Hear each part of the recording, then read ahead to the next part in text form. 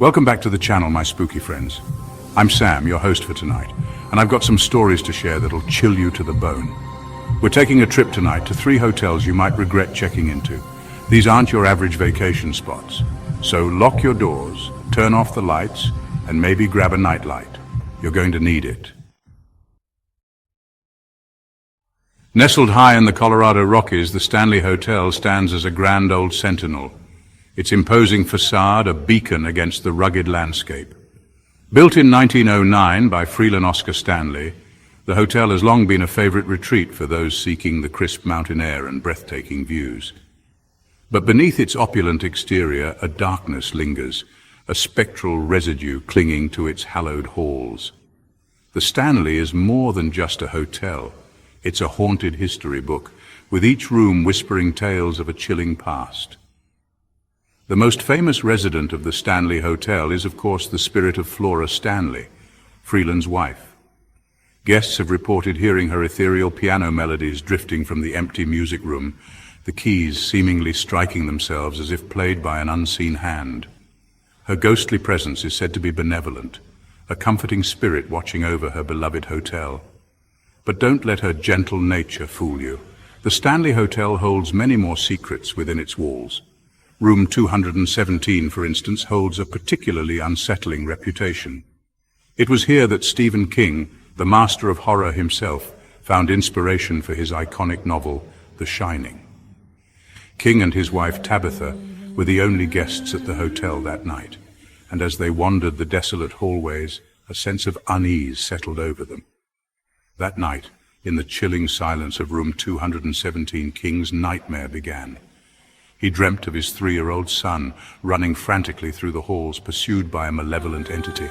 He woke with a start, drenched in a cold sweat, the seed of a terrifying tale planted in his mind. Guests staying in room 217 have reported a range of bizarre phenomena, from their luggage being unpacked to lights flickering inexplicably. Some have even claimed to have felt unseen hands tugging at their clothes, as if an unseen child was trying to get their attention. The laughter of children echoing through the empty hallways late at night is a common occurrence, their spectral games sending shivers down the spines of unsuspecting guests. Footsteps, heavy and deliberate, can be heard pacing the corridors long after the last living soul has retired for the night. And in the dead of night, when the wind howls through the mountains, some say you can hear the ghostly sounds of a party in full swing, the spectral guests of the Stanley Hotel still enjoying their eternal stay. But the Stanley Hotel's most unsettling tale revolves around its former housekeeper, Elizabeth Wilson. Elizabeth, a kind and hard-working woman, met an untimely end in the hotel during a violent thunderstorm. Struck by lightning while working in room 217, her spirit is said to linger there still, tending to the room and its guests. Some guests have reported their belongings being mysteriously tidied, while others have claimed to have seen the ghostly apparition of a woman in an old-fashioned dress, her kind face illuminated by an ethereal glow. Whether you believe in ghosts or simply enjoy a good scare, there's no denying that the Stanley Hotel is a place where the veil between our world and the next seems remarkably thin. Our next stop on this haunted hotel tour takes us deep into the heart of America, to the Ozark Mountains of Arkansas. Here, nestled amidst the rolling hills and whispering pines, stands the Crescent Hotel, a stately Victorian-era building with a charm that belies its sinister past. Built in 1886, the Crescent Hotel has donned many hats throughout its long history: a luxury resort for the wealthy, a conservatory for young women, a hospital promising dubious cures, and finally, a hotel once more. But it's the spirits of its past that truly linger, making the Crescent Hotel a hotbed of paranormal activity and a must-see for any ghost enthusiast. Let's start with Dr. Norman Baker, a man whose name sends chills down the spines of Eureka Springs locals. Baker, a self-proclaimed cancer doctor with no medical license, purchased the Crescent Hotel in 1937 and transformed it into the Baker Cancer Curable Hospital, a place where hope went to die. Baker's treatments were cruel and unusual, often involving toxic concoctions and needless surgeries, and many patients met their demise within the hotel's walls. Their anguish, it seems, continues to permeate the building. Guests have reported seeing Baker himself, still roaming the halls in his white coat, a spectral clipboard in hand. His presence is often accompanied by the pungent odor of medicines, a ghostly reminder of the horrors inflicted within those walls. But Baker is just one of many ghosts said to haunt the Crescent Hotel. There's Michael, an Irish stonemason who met his demise during the hotel's construction. Legend has it that Michael fell to his death from the roof, and his spirit, still searching for peace, is often seen around the hotel's higher floors. Guests have reported seeing a shadowy figure peering down from the roof, while others have heard the distinct sound of falling bricks, even on the calmest of days. Perhaps the most tragic story belongs to Theodora, a young woman who worked as a nurse during the hotel's time as a hospital. Theodora fell deeply in love with a patient, but their romance was cut short when he succumbed to his illness. Heartbroken, Theodora is said to have taken her own life within the hotel walls, and her spirit, still searching for her lost love, is said to roam the halls. Guests have reported seeing a young woman in a white nurse's uniform, her face pale and melancholic, gliding through the halls, disappearing as quickly as she appears. Room 218 in particular seems to be a paranormal hotspot, often requested by those brave enough to tempt fate. It's said to be haunted by the spirit of a woman named Alice, a former patient of Dr. Baker's. Guests staying in room 218 have reported strange occurrences, from lights turning on and off to objects moving on their own. Some have even claimed to have felt the touch of unseen hands, their bodies suddenly overcome by an inexplicable chill. The Crescent Hotel stands as a testament to the enduring power of the past, a place where the veil between the living and the dead seems to thin, allowing glimpses into a realm beyond our understanding.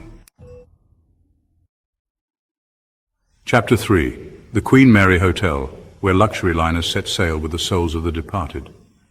For our final destination, we journey to the California coast, where the majestic Queen Mary stands permanently docked in Long Beach. This isn't just a hotel. It's a retired ocean liner, a grand dame of the sea with a history as vast and mysterious as the ocean itself.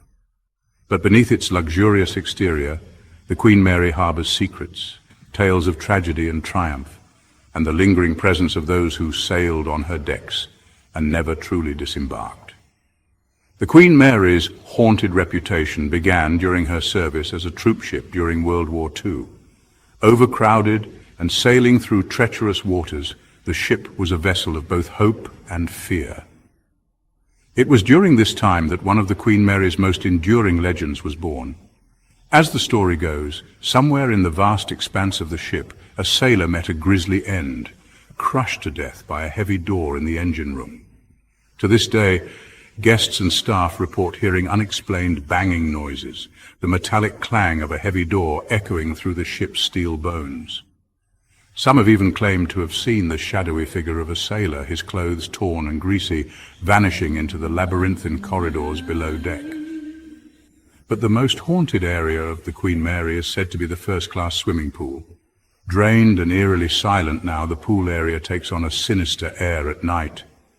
Legend has it that a young woman, perhaps a passenger on a glamorous voyage long ago, drowned in the pool under mysterious circumstances.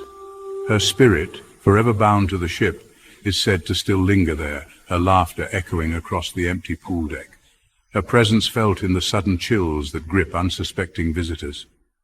Guests have reported seeing the apparition of a woman in a white bathing suit, her long hair dripping wet, gliding along the pool's edge, her laughter a haunting melody that sends shivers down the spine.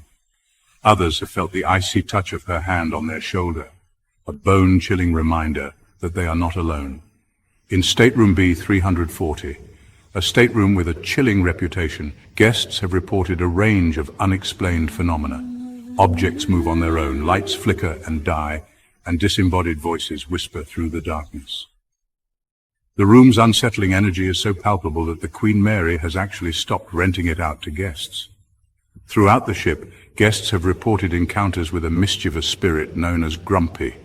Whether you're a believer in the paranormal or simply enjoy a good ghost story, there's no denying that the Queen Mary is a place where the past and present collide.